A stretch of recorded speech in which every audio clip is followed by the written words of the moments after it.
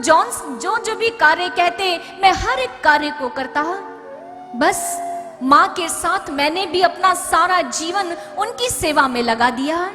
एक दिन मैं इसी प्रकार उनकी सेवा में डूबा हुआ था कि उन्होंने मुझे आवाज दी, हरिदास यहाँ आओ। जैसे ही ये संबोधन सुना मैं यहाँ वहां ढूंढने लगा, देखने लगा कि ये हरिदास कौन है। संतों ने मेरी ओर इशारा किया, तुम हरिदास यहाँ आओ। मैं गया, मैंने कहा महापुरुष मेरा नाम हरिदास नहीं है। संतों ने कहा नहीं, आज से तुम्हारा नाम हरिदास होगा। जब मेरा नाम रखा गया मेरी माँ भी दौड़ती हुई आई और उन्होंने संतों के चरणों में प्रणाम करते हुए कहा, आपने इसका नाम हरिदास रखा है।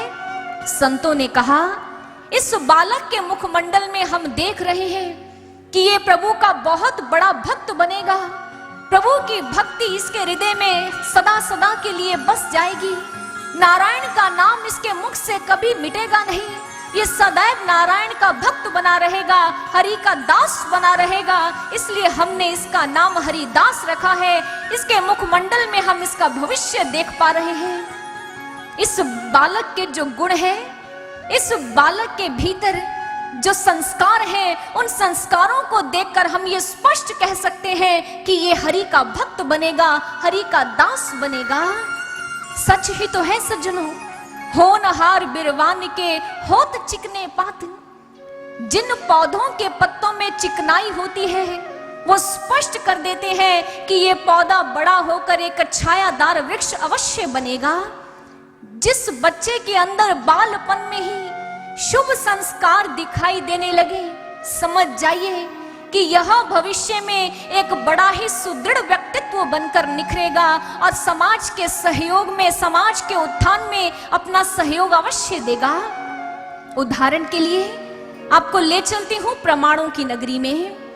बात करते हैं लंदन की, जहां पर एक छोटा सा बालक, जिसके पास पढ़ने के लिए पैसे नहीं थे, माँ बाप नहीं थे, इसलिए लोगों के घर में काम करता था।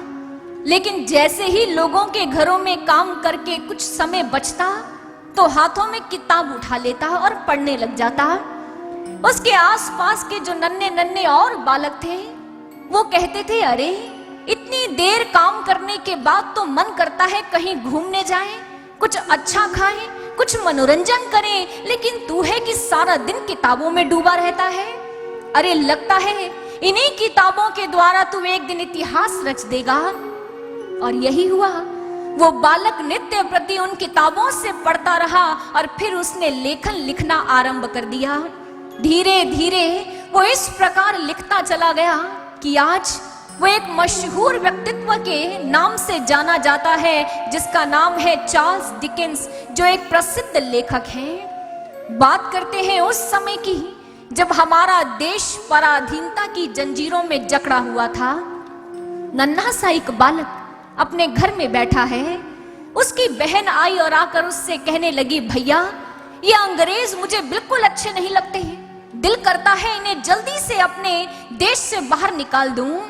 ज्यों ही उस बालक ने सुना, कहने लगा, बहन चिंता मत करो, मैं तुझे अपनी फौज में सम्मिलित करूंगा और हम इन अंग्रेजों को अपने देश से भगा देंगे।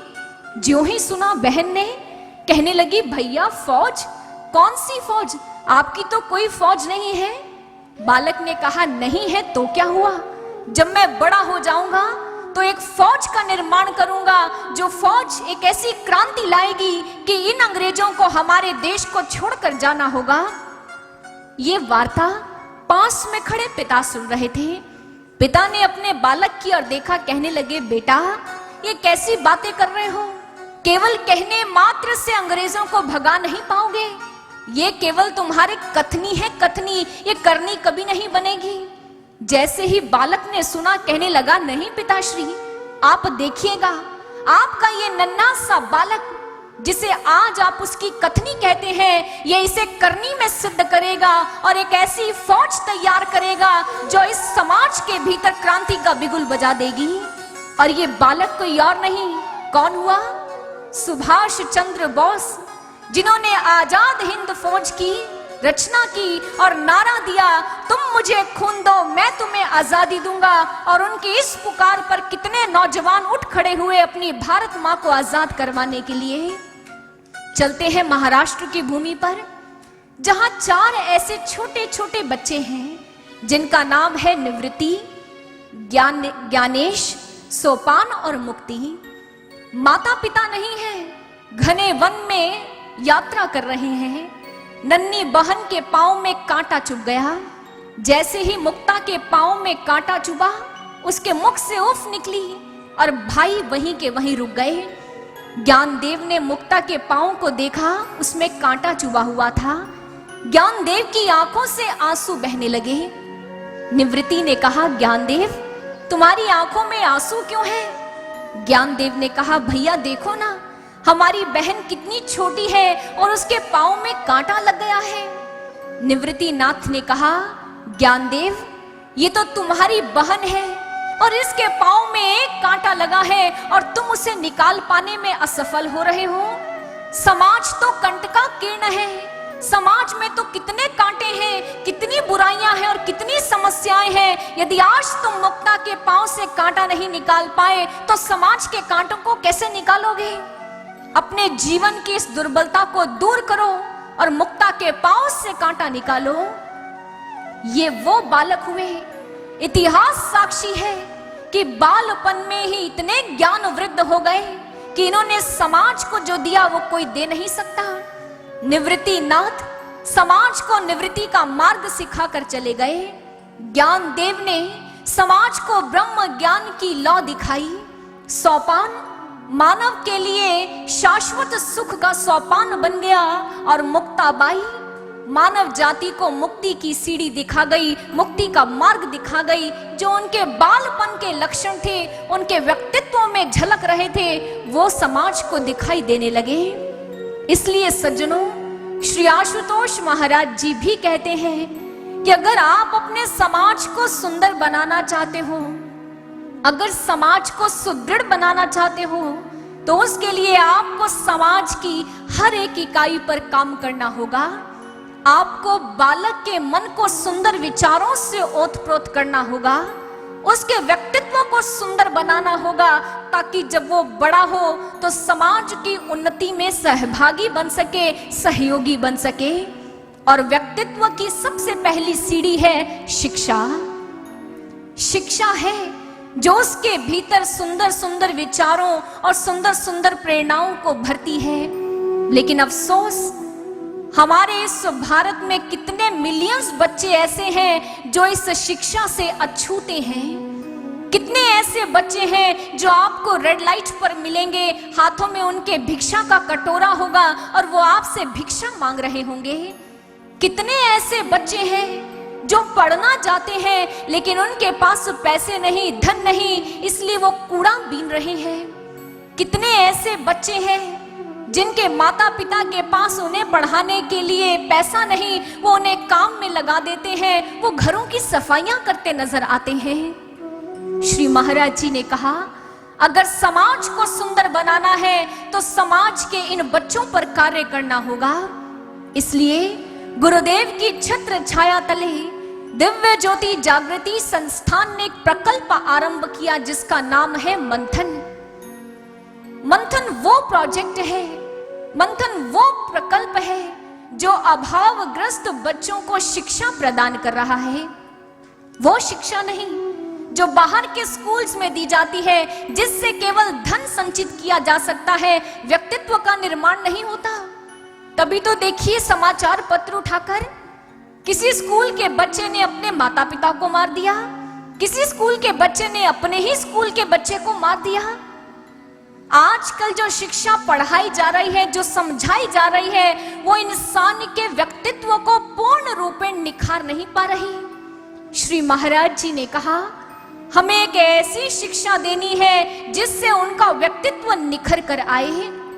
इसलिए मंथन प्रोजेक्ट के अंदर उन बच्चों को लिया गया जिन बच्चों के पास पैसे नहीं थे, धन का अभाव था, लेकिन पढ़ना चाहते थे, कुछ बनना चाहते थे। उन्हें लाया गया उस विद्यालय में, उन्हें शिक्षा दी गई।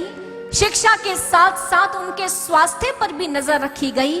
उन्हें अच्छा पोषण दिया जाता है, लाइफ स्किल ट्रेनिंग्स दी जाती है, उन्हें मोरल वैल्यूज दी जाती है। और जरा जाकर देखिए, मंथन के स्कूल में जाकर उन नन्हे नन्हे बच्चों की ओर जरा देखिए तो सही। जिन हाथों में कभी भिक्षा का कटोरा हुआ करता था, आज उन हाथों में पेन और पेंसिल है।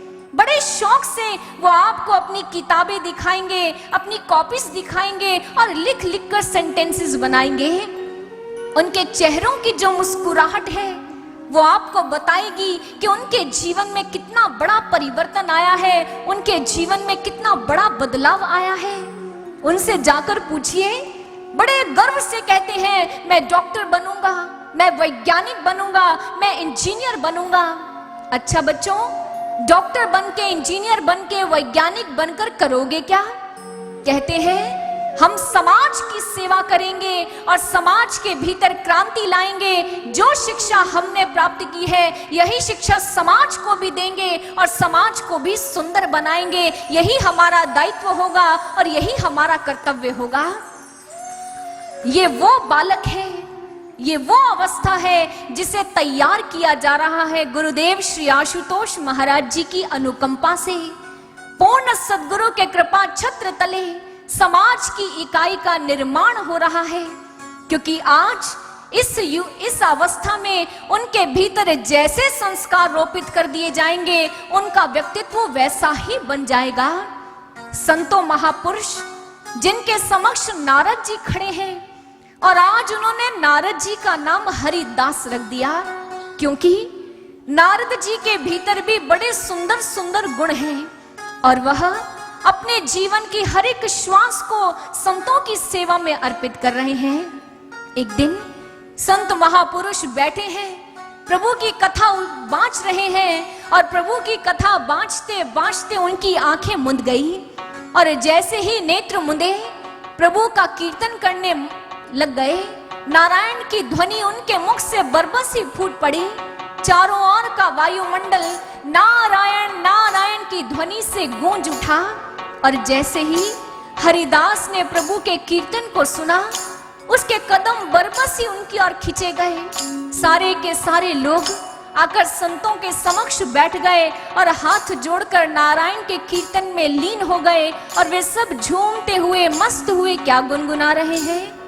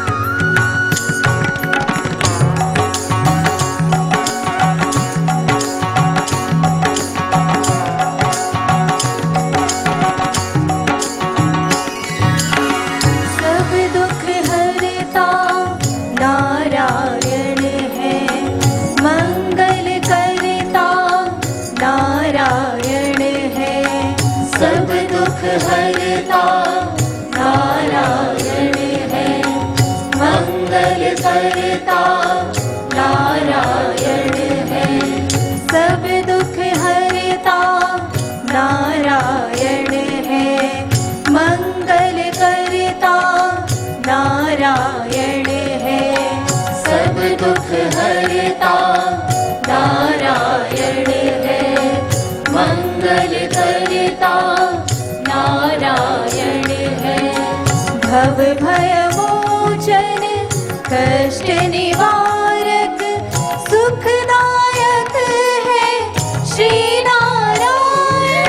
नारायण जय नारायण जय नारायण जय नारायण जय नारायण। अभी हमारे साथ रवि की बेटी नारायण जय नारायण जय नारायण जय नारायण जय नारायण जय नारायण जय नारायण जय नारायण जय नारायण जय नारायण।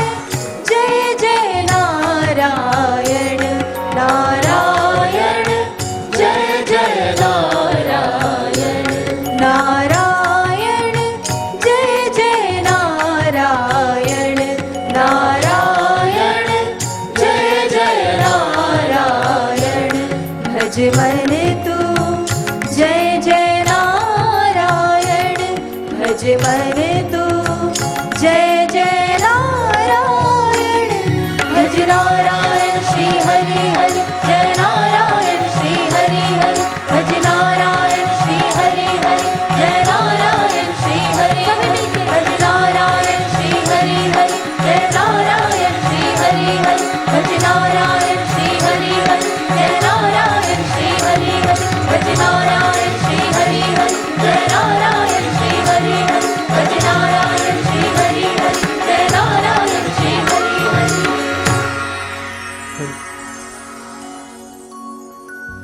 बोले वृंदावन बिहारी लाल की, श्रीमद् भागवत महापुराण की, सनातन धर्म की, सच्चे दरबार की। दिव्य ज्योति जागृति संस्थान के इस पंडाल में हम सभी प्रभु भक्तों का हार्दिक अभिनंदन करते हैं और हम सभी श्रवण कर रहे हैं परम पूज्य गुरुदेव श्री आशुतोष महाराज जी की शिष्य कथा व्यास साध्वी विदुषी आस्था भारती जी के मुखारबिंद श्रीमद् भागवत कथा। और आज की इस पावन सभा में दीप प्रज्वलन की रस्म को पूरा करने के लिए जो हमारी भारतीय संस्कृति है उसका निर्वाह करने के लिए मैं आग्रह करूंगा। हमारे बीच में इस कथा के यजमान उपस्थित हैं, मैं उनसे अनुरोध करूंगा कृपया मंच के पास आएं और दीप प्रज्वलन की रस्म को पूरा करें। मैं आग्रह करूंगा इस कथा के जो मुख्य यजमान हैं श्री रवि धीमान जी AGCR इनक्लेव से, श्री राजेश वर्मा जी लक्ष्मी नगर से, श्री VD भाटिया जी राजधानी इनक्लेव से, श्री अनाम सिंह जी प्रीत बिहार से, श्री अशोक जी, श्री दीपक शर्मा जी लविस्ता गारमेंट्स से। इन सभी से इस कथा के मुख्य यजमान मैं अनुरोध करूंगा कि मंच के पास आएं। और आज के यजमान श्री सतीश मंगल जी गगन बिहार से, श्री सूर्यकांत पांडे जी शंकरपुर से, बहन नीतू एवं रुद्रांश राधे श्याम पार्क से। आज के दैनिक यजमान श्री पूर्ण सिंह मयूर बिहार से, श्री सुरेंद्र सिंह GTV एनक्लेव से, श्री विजय अरोड़ा जी रसीद मार्केट से। इन सभी भक्तों से मैं अनुरोध करूंगा कृपया दीप प्रज्वलन की रस्म में सम्मिलित होने के लिए मंच के पास आएं और मैं अनुरोध करूंगा आदरणीय कथा व्यासी से कि हमें आगे की कथा का रसपान करवाएं। धन्यवाद। देवर्षि नारद जी संतों महापुरुषों के चरणों में बैठे हैं और चारों ओर केवल एक ही नाम सुनाई दे रहा है, और वो नाम कौन सा है? कौन सा नाम है? क्यों जी? संतों महापुरुषों की कुटिया में क्या हो रहा है? क्या हो रहा है? प्रभु के नाम का कीर्तन हो रहा है और सभी मिलकर दोनों हाथों को जोड़कर क्या गुनगुना रहे हैं? भज नारायण श्री हरि। आइए मिलकर जय नारायण श्री हरि हरि। भज नारायण श्री हरि हरि जय नारायण श्री हरि हरि। भज नारायण श्री हरि हरि जय नारायण श्री हरि हरि। भज नारायण श्री हरि हरि जय नारायण श्री हरि हरि। नारायण श्री हरि हरि भज नारायण श्री हरि हरि। नारायण श्री हरि हरि भज नारायण श्री हरि हरि। भज नारायण श्री हरि हरि भज नारायण श्री हरि हरि। नारायण श्री हरि हरि भज नारायण श्री हरि हरि। भज नारायण श्री हरि हरि जय नारायण श्री हरि हरि। भज नारायण श्री हरि हरि जय नारायण श्री हरि हरि। भज नारायण श्री हरि हरि जय नारायण श्री हरि हरि भज नारायण श्री हरि हरि जय नारायण श्री हरि हरि। चारों ओर केवल श्री हरि नारायण, केवल यही नाम गूंजता सुनाई दे रहा था। हर मुख से केवल एक ही नाम गूंज रहा है, नारायण नारायण नारायण नारायण। इस प्रकार सभी प्रभु के कीर्तन में डूब चुके हैं, संलग्न हो चुके हैं। अब तो हरिदास का रोज का नियम हो गया, संतों महापुरुषों की सेवा में जाकर बैठ जाता, उनसे कथाएं सुनता, प्रभु के कीर्तन में अपनी रसना को पवित्र करता। इस प्रकार 4 महीने व्यतीत हो गए और 4 महीनों के बाद ज्यों ही संतों महापुरुषों के जाने का समय हुआ, उन्होंने नारद जी को ब्रह्म ज्ञान प्रदान किया और तदोपरांत वे वहां से प्रस्थान कर गए।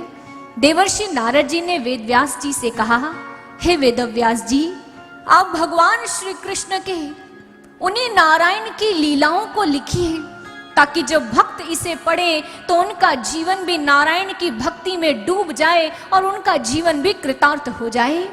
इतना कहते ही देवर्षि नारद जी अपने स्थान से उठ खड़े हुए और नारायण नारायण करते हुए प्रस्थान करने लगे।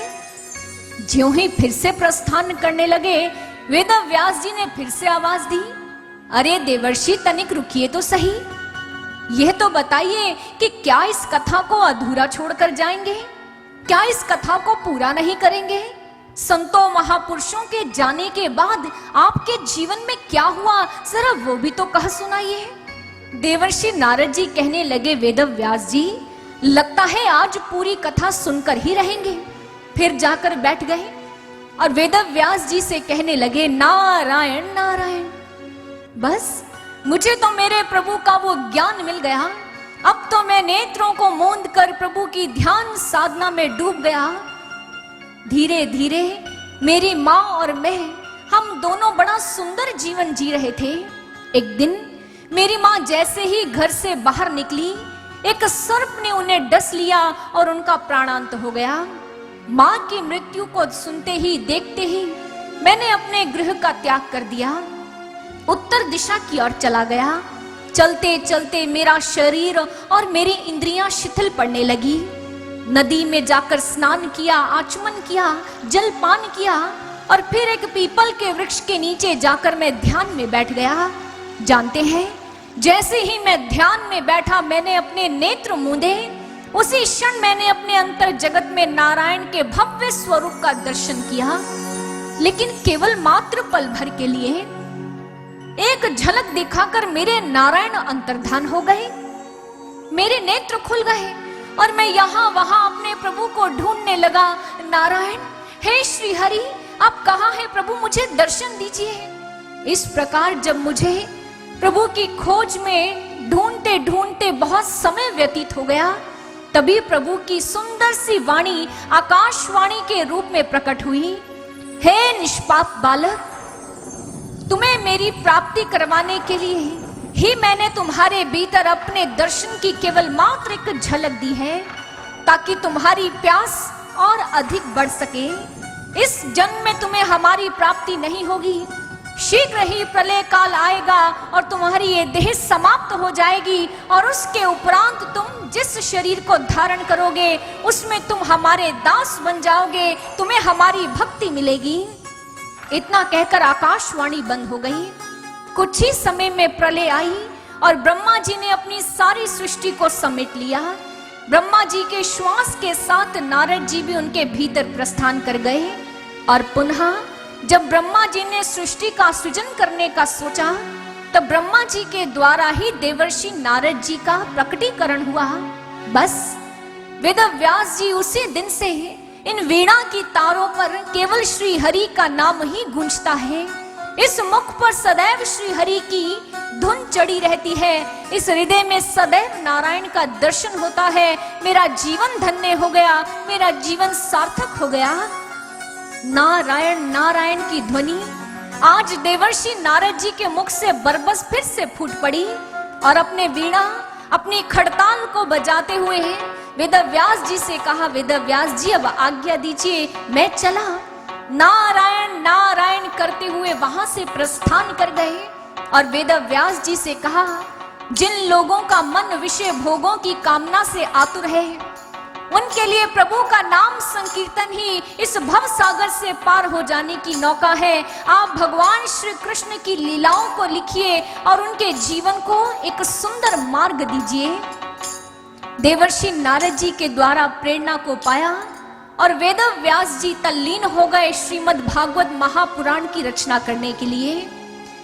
देवर्षि नारद जी के जीवन की जो ये घटना है, जिसे इस महान ग्रंथ के भीतर लिखा गया है, वेदव्यास जी ने देवर्षि नारद जी को बिठाकर उनके मुख से ये घटना सुनी।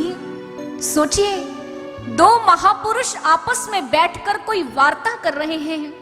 वेदव्यास जी ने अपने हृदय से एक जिज्ञासा को प्रकट किया है, तो वो जिज्ञासा कोई साधारण नहीं हो सकती। आखिर ऐसा कौन सा सूत्र है जो देवर्षि नारद जी के इस जीवन घटना में छिपा है, जिसे इस महान ग्रंथ के द्वारा हमारे ऋषि महर्षियों ने हमारे समक्ष प्रकट करना चाहा? सोचिए, विचार कीजिए, कितनी सहजता से देवर्षि नारद जी ने अपने पूर्व जन्म की घटना सुना दी। आज बहुत से लोग हैं जो चारवाक के मत का समर्थन करते हैं और वे कहते हैं कोई पूर्व जन्म नहीं होता, कोई पुनर्जन्म नहीं होता। यावत जीवेत सुखं जीवेत ऋणं कृत्वा घृतं पीवेत। जब तक जियो, अच्छे से जियो, ऋण लेकर घी पियो। पुनर्जन्म किसने देखा है?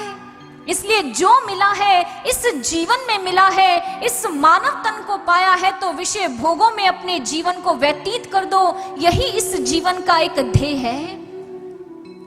चार वाक के लोग जो उसके मत का समर्थन करते हैं, उनके लिए जीवन और मृत्यु की परिभाषा क्या है? जीवन क्या है? माता पिता के भौतिक बीजों का विकास है जीवन। मृत्यु क्या है? अस्तित्व महल का भरभरा कर गिर जाना, यह मृत्यु है। इस देह का विनष्ट हो जाना, यह मृत्यु है। लेकिन सज्जनों, ये जो तथ्य है ये निराधार है, ये असत्य है, ये मिथ्या है। ये देह नष्ट अवश्य होती है, लेकिन इस देह के साथ हमारा संपूर्ण अस्तित्व नष्ट नहीं होता। इस देह के भीतर एक अति सूक्ष्म तत्व विद्यमान है जो अनश्वर है, अविनाशी है। देह अवश्य लकड़ियों की ढेर में भस्म होती है, लेकिन वो जो सूक्ष्म तत्व है वो भस्म नहीं होता। वो इस देह को त्याग कर अन्य देह को धारण करता है और उसे हमारे ऋषि महर्षियों ने आत्मा की संज्ञा दी। यही आत्मा हमारी पहचान है, यही हमारा असली अस्तित्व है सज्जनों। और इसी आत्मा को आइए हमारे समाज के वैज्ञानिकों, हमारे मनोवैज्ञानिकों और कितने ऐसे शोधों द्वारा प्रमाणित किया जा रहा है, आइए समझने का प्रयास करते हैं। सबसे पहले आपको प्रमाणों की नगरी में ले चलते हैं और वो प्रमाण है आउट ऑफ बॉडी एक्सपीरियंस, यानी अतीन्द्रिय अनुभव। दो एग्जाम्पल आपके सामने रखना चाहूंगी, वैसे बहुत से एग्जाम्पल्स हैं। पहला एग्जाम्पल लेते हैं अमेरिका के स्किडी गांव का, जहां एक डॉक्टर थे, वो बीमार हो गए। जब बीमार हुए, मृत्यु शैया पर आ गए, उन्हें यह भान हो गया कि अब मैं अधिक समय तक जीवित नहीं रह पाऊंगा। घर वालों को बुलाया और उन सब से अलविदा दे दी और फिर सीधे लेट गए और आंखें मूंद ली। यही हुआ, कुछ ही क्षणों में मृत्यु को प्राप्त हो गए। घर वालों ने दूसरे डॉक्टर को बुलवाया और उन्हें चेक करवाया तो पता चला वे मृत्यु को प्राप्त हो चुके हैं, खत्म हो चुके हैं। उनके संस्कार की तैयारियां शुरू हो गई। लेकिन क्या हुआ, जैसे ही संस्कार की तैयारियां शुरू हुई, उसी क्षण उनका जो शरीर शिथिल पड़ चुका था उसमें हलचल होनी आरंभ हो गई। कुछ ही क्षणों में वो उठकर खड़े हो गए और जब उठकर खड़े हुए तो उस डॉक्टर ने जो कुछ क्षण पहले मृत्यु को प्राप्त हो गए थे, उन्होंने अपना एक्सपीरियंस शेयर किया और वो क्या कहा कि जिस समय मैं मृत्यु को प्राप्त हुआ, मेरी देह से कुछ अलग हो रहा था, जो हर तंतु में बसा हुआ था। धीरे धीरे वो मेरे शरीर को त्याग रहा था और फिर यहां से कोई द्वार खुला और मैं बाहर की ओर आ गया। मैं इतना हल्का था जैसे गुब्बारे जैसा हो और मैं हवा में ऊपर उड़ने लगा। मैंने खुद अपनी स्थूल देह को यहां धरती पर पड़े हुए देखा, लेकिन तभी किसी अज्ञात शक्ति ने मुझे वापस मेरी देह में पटक दिया और जैसे ही मैंने आंखें खोली आप मेरे संस्कार की तैयारियां कर रहे थे। दूसरा एग्जाम्पल, 25 मार्च 1962 में संडे टाइम्स पत्रिका में एक फौजी के जीवन की घटना छपी। युद्ध भूमि में फौजी जैसे ही दूसरों पर, अपने शत्रुओं पर आक्रमण करने के लिए आगे बढ़ रहा था, अचानक एक बम विस्फोट हुआ और उस बम विस्फोट के कारण वो दूर जाकर गिरा रेत के ऊपर। कुछ ही क्षणों में उसकी चेतना खो गई, यानी वो मृत्यु को प्राप्त हो गया। लेकिन वो कहता है, जैसे ही मेरी चेतना लुप्त हुई, कुछ था मेरे अंदर से जो बाहर आ गया और वो 20 फीट तक ऊपर उठ गया। मैं अपनी देह को नीचे पड़ा हुआ देख रहा था। मैं देख रहा था कैसे मेरे सहयोगी अपने शत्रुओं से लड़ रहे हैं। मैं सारा युद्ध देख रहा था, लेकिन तभी मैं वापस अपनी देह में गिर गया और जैसे ही अपनी देह में लौटा, मुझे फिर से अपार पीड़ा का अनुभव होने लगा और मैंने अपने आप को रेत के टीले पर लेटा हुआ पाया। ऐसे एक नहीं, दो नहीं, 10 नहीं, ऐसे असंख्य उदाहरण हमारे समाज में हैं जो प्रमाणित करते हैं कि हमारा अस्तित्व केवल मात्र ये देह नहीं, इस देह से विलग भी कोई है जो अविनाशी है, अजर है, अमर है। इस देह के समाप्त हो जाने के साथ हमारा अस्तित्व समाप्त नहीं होता।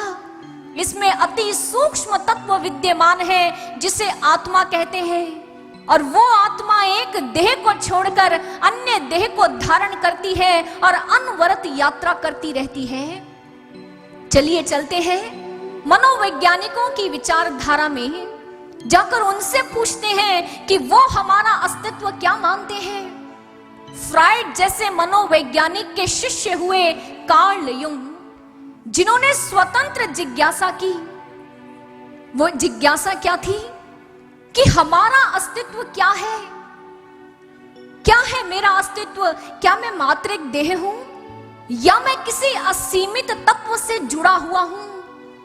कार्ल युंग के भीतर जब इस जिज्ञासा ने जन्म लिया, उन्होंने शोध करना आरंभ कर दिया और अपने रिसर्च पेपर में एक घटना का जिक्र करते हैं और क्या कहते हैं, मेरे एक मित्र की मृत्यु हो गई। मैं अपने अध्ययन कक्ष में बैठा था, अचानक मुझे उस कमरे में किसी की आहट हुई। मैंने जैसे ही पीछे मुड़कर देखा, सामने मेरा मित्र खड़ा था। मैं समझ नहीं पाया ये भूत है, ये क्या है। अभी इसी कश्मकश में डूबा था कि मेरे मित्र ने मुझे उसके पीछे आने का संकेत किया।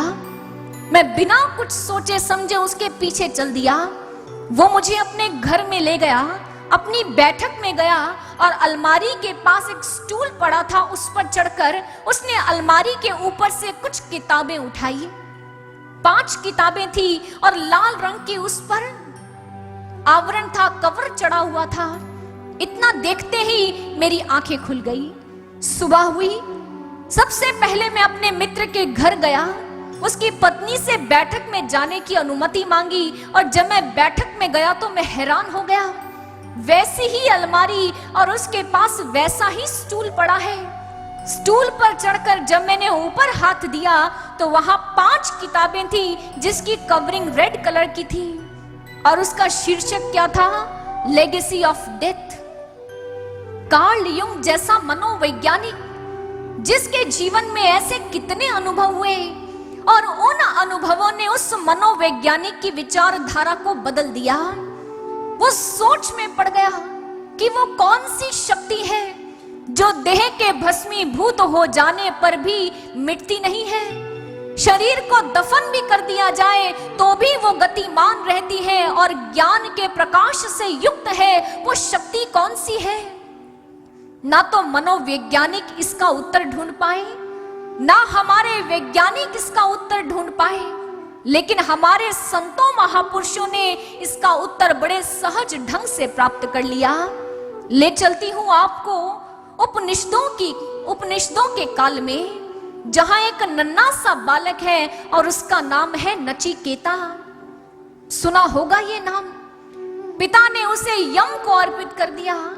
नचिकेता यमाचार्य के पास पहुंचा और उस नन्हे से बालक ने क्या जिज्ञासा रखी? आप मुझे यह बताइए कि हमारी पहचान क्या है? कुछ लोगों का मानना है कि इस देह के समाप्त हो जाने पर ही हमारा जीवन समाप्त हो जाता है। आत्मा वात्मा नाम की कोई वस्तु नहीं होती। हे यमाचार्य, मेरी इस जिज्ञासा को शांत कीजिए और मुझे बताइए कि हमारी पहचान क्या है। उस समय यमाचार्य नचिकेता को एक बहुत सुंदर उदाहरण से समझाते हैं, जिसे मैं आपको चैरियट मॉडल से समझाना चाहूंगी। बहुत सुंदर उदाहरण, बहुत सुंदर मॉडल। क्या है? यमाचार्य जी नचिकेता को कहते हैं, आत्मानं रथिनं विद्धि शरीरं रथमेव तु बुद्धिं तु सारथिं विद्धि मनहा प्रग्रहमेव च। समझिएगा, ये शरीर एक रथ है और कुछ नहीं। इंद्रियां इसके घोड़े हैं, मन इसकी लगाम है और बुद्धि इसकी सारथी है। लेकिन बताइए, क्या कोई रथ बिना किसी स्वामी के चल सकता है? नहीं। क्या आपने कभी किसी गाड़ी को बिना किसी ड्राइवर के चलते हुए देखा है? नहीं। इसी प्रकार यमाचार्य जी नचिकेता को समझाते हैं कि जो आत्मा है वो इसकी रथी है, इसकी स्वामिनी है। उसी के द्वारा ये देह चलायमान है, उसी के द्वारा ये देह शोभायमान है, अन्यथा इस देह का कोई अस्तित्व नहीं। और यही हमारी पहचान है, यही हमारा अस्तित्व है। और उसके बाद यमाचार्य जी नचिकेता को कहते हैं, हे नचिकेता, उस आत्मा का दर्शन करना, उसका अनुभव करना, यही जीवन का लक्ष्य है, यही जीवन का ध्येय है। इसीलिए मानव तन मिला है। नचिकेता ने कहा, हे यमाचार्य जी, मैं उस आत्मा का दर्शन कैसे कर सकता हूं? वो तो अति सूक्ष्म है। यमाचार्य जी ने कहा, उस अति सूक्ष्म आत्मा का दर्शन करने के लिए तुम्हें अति सूक्ष्म यंत्र चाहिए। और वो यंत्र कहीं बाहर नहीं, इस स्थान को कहते हैं, जिसे कहते हैं दिव्य दृष्टि, जिसे कहा गया थर्ड आई, जिसे कहा गया आई ऑफ द सोल, जिसे कहा गया दिव्य चक्षु। नाम अलग अलग है, लेकिन स्थान ये है जहां माताएं बहनें बिंदी लगाती हैं और पंडित जन तिलक लगाते हैं। जब पूर्ण सद्गुरु जीवन में आते हैं, वो इस स्थान को, इस दिव्य दृष्टि को खोल देते हैं और आपको आपके अंतर घट में ले जाकर उस आत्मा का साक्षात्कार करवा देते हैं और मानव जीवन का लक्ष्य आपको प्राप्त करवा देते हैं।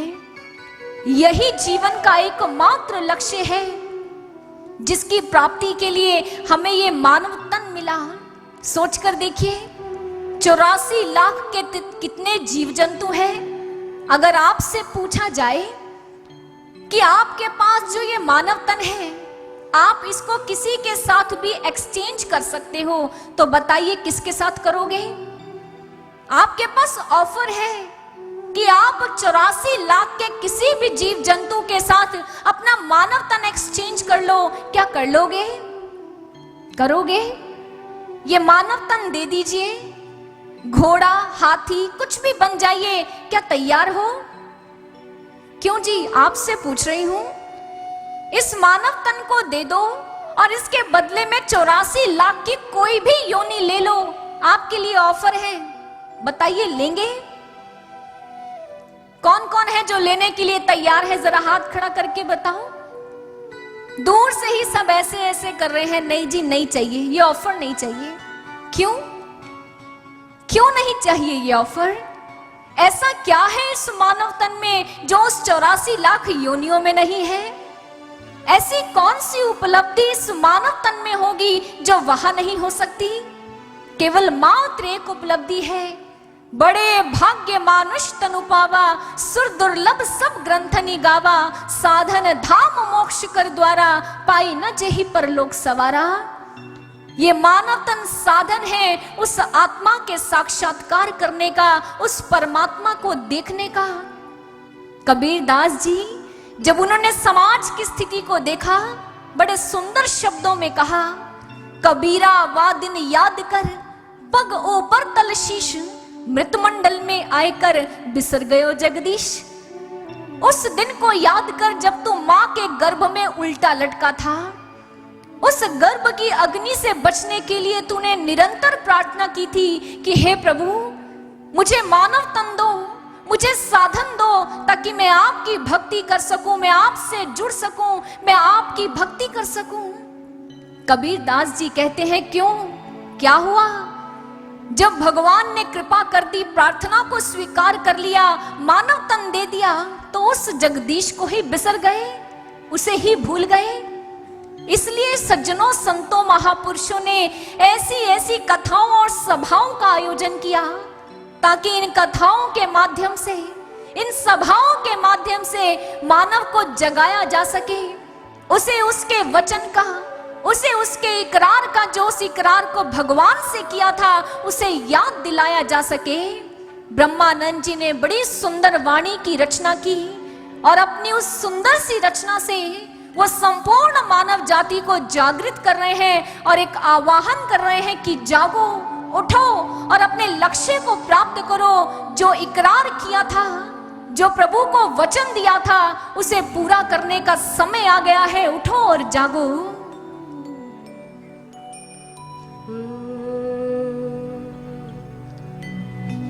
जो गर्भ का इकरार था, तुम्हें याद हो के ना याद हो। जो गर्भ का इकरार था, जो गर्भ का इकरार था, तुम्हें याद हो कि ना याद हो, तुम्हें याद हो कि ना याद हो। जो गर्भ का इकरार था, तुम्हें याद हो कि ना याद हो, तुम्हें याद हो कि ना याद हो।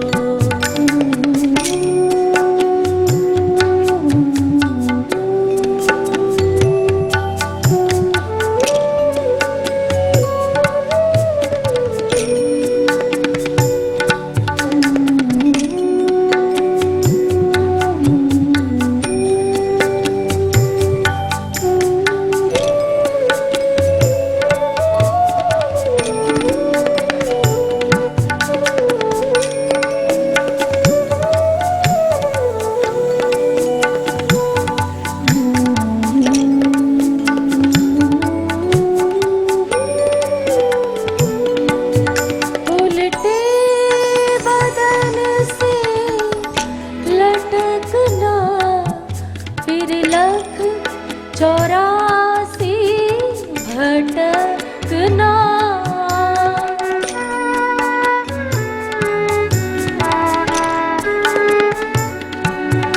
उल्टे बदन से लटकना, फिर लख 84 भटकना। तब सोच कर सिर पटकना, तब सोच कर सिर पटकना। तुम्हें याद हो कि ना याद हो, तुम्हें याद हो कि ना याद हो।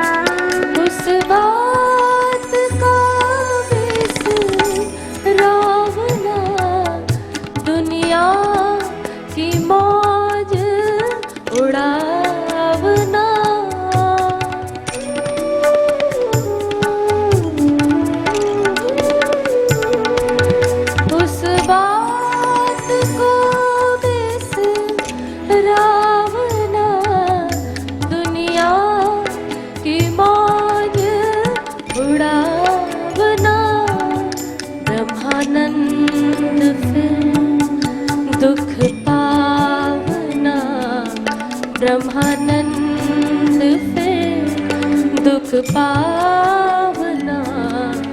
तुम्हें याद हो के ना याद हो, तुम्हें याद हो के ना याद हो, जो गर्भ का इकरार था, जो गर्भ का इकरार था, तुम्हें याद हो के ना याद हो, तुम्हें याद हो के ना याद हो, जो गर्भ का इकरार था, तुम्हें याद हो के ना याद हो, तुम्हें याद हो के ना याद हो, तुम्हें याद हो के ना याद हो, तुम्हें याद हो के ना याद हो।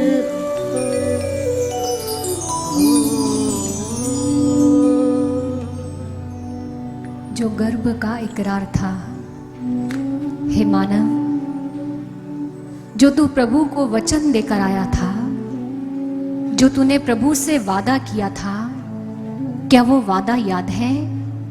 क्या वो वचन याद है?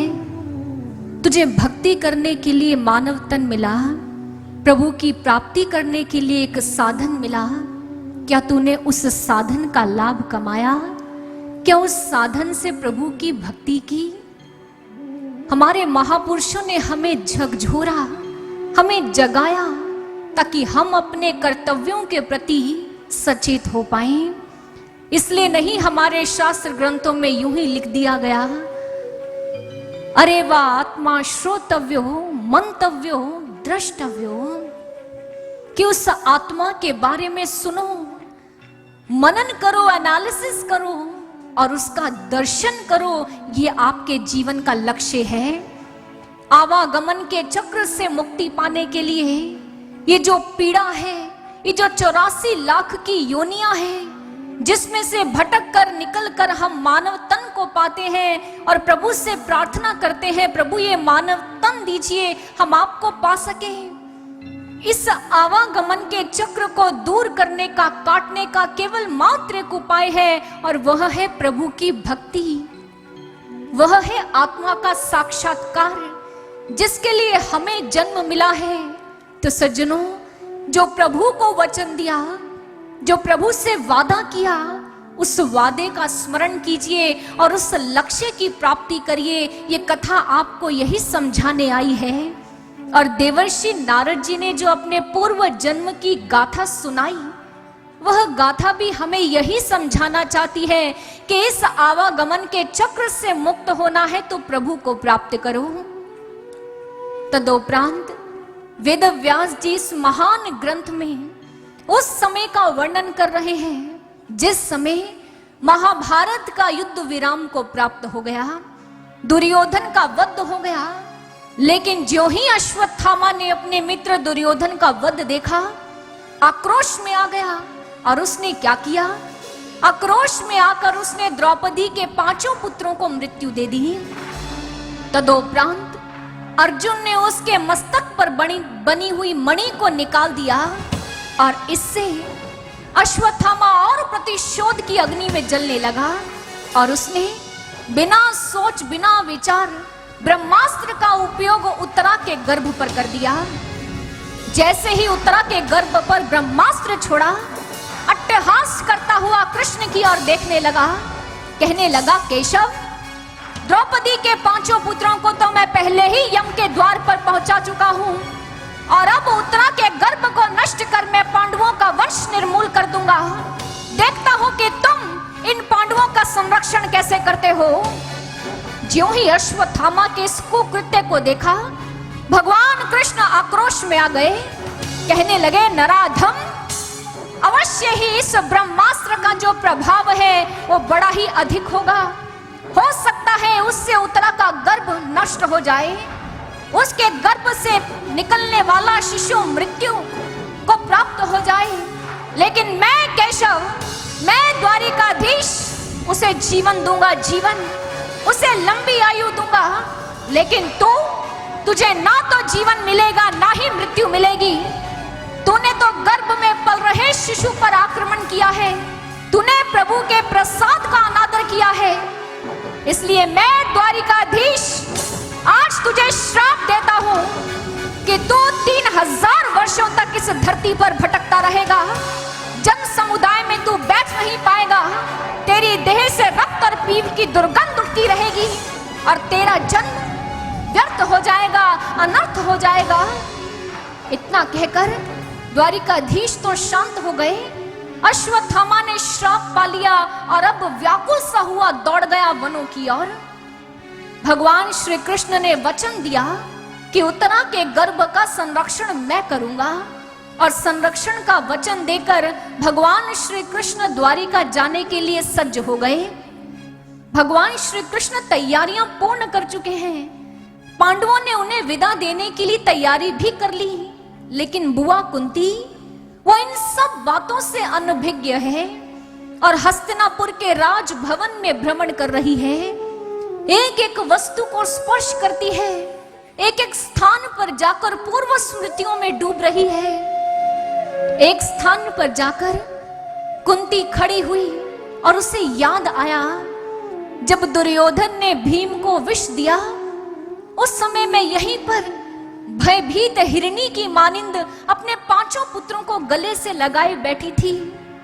उस समय अक्रूर मेरे पास आए थे और उन्होंने कहा था, कुंती, मुझे कृष्ण ने भेजा है और उसने कहा है कि जाकर देखो मेरी बुआ कैसी है, मेरे भाई कैसे हैं, वो सुरक्षित तो है।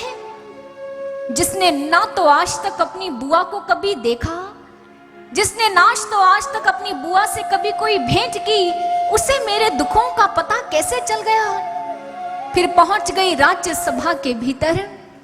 जैसे ही राज्यसभा में पहुंची, उसे चारों ओर से द्रौपदी का चित्कार सुनाई देने लगा। किस प्रकार उनकी पुत्र वधू का शील भंग करने का प्रयास किया गया था इस राज्यसभा में। तब भी तो कृष्ण थे जिन्होंने द्रौपदी की लाज बचा ली, अपने सारे नियमों को ताक पर रख दिया और जड़ वस्तु तक में वृद्धि कर दी। हमारे केशव ही तो थे जिन्होंने हर संकट से हमें उबार लिया। अभी कुंती इन्हीं पूर्व स्मृतियों में डूबी है कि तभी एक दासी ने आकर बताया, हे देवी, भगवान श्री कृष्ण द्वारिका जाने के लिए सज्ज हैं और मुझे तो लगता है वे रथ में बैठ भी गए होंगे। ज्यों ही कुंती ने सुना, कहने लगी, नहीं नहीं दासी, ये नहीं हो सकता। अरे हमारे प्रभु हमें त्याग कर नहीं जा सकते। बुआ कुंती दौड़ती हुई भगवान कृष्ण के कक्ष में पहुंच गई। इधर उधर जाकर झांका तो कहीं केशव दिखाई नहीं दिए। अब झट से दौड़ती हुई उस मार्ग पर पहुंच गई जहां से भगवान कृष्ण का रथ जाने वाला था। मार्ग को अवरुद्ध करके खड़ी हो गई। भगवान श्री कृष्ण रथ में बैठकर जा रहे हैं। दूर खड़ी बुआ कुंती को देखा, दारुक से कहा, दारुक रथ को रोक लो। दारुक ने रथ को रोक लिया। भगवान श्री कृष्ण रथ से नीचे उतर आए और बुआ कुंती के पास जाकर खड़े हो गए। कहने लगे, बुआ, आपने मेरे मार्ग को अवरुद्ध क्यों किया? क्या कुछ कहना चाहती हो मुझसे? बोलो बुआ, मौन क्यों खड़ी हो? बुआ कुंती के आंखों में अश्रु आ गए। कहने लगी, प्रभु, क्या कहूं आपसे? आपके उपकारों का बदला हम नहीं चुका सकते प्रभु, नहीं चुका सकते। मैं तो देख रही हूं जीवन में जब भी दुख आए, जब भी संकट आए, हमने तुम्हें बुलाया या न बुलाया, तुम हमारी रक्षा के लिए दौड़े चले आए प्रभु, दौड़े चले आए।